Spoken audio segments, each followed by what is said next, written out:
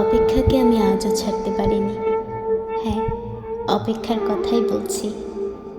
ভালোবাসার রক্তিম ধারালো স্নিগ্ধ ছোঁয়ায় হৃদয় থেকে এক এক করে ছেড়ে গেছে সব লোভ, হিংসা, ক্রোধ, অহংকার, স্বার্থপরতা, সব কিছু।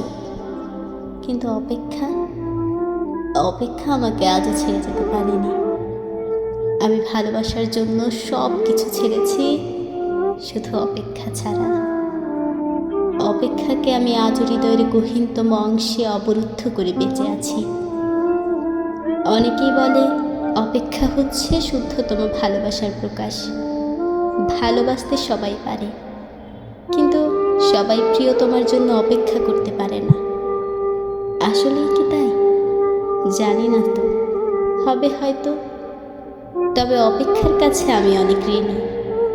প্রিয়তমার জন্য অপেক্ষা আমাকে পাখির মতো সহজ হতে শিখিয়েছে, শিশুর মতো অনাবিল হতে শিখিয়েছে, আকাশের মতো বিশাল হতে শিখিয়েছে, ফুলের মতো স্নিগ্ধ সুন্দর হতে শিখিয়েছে।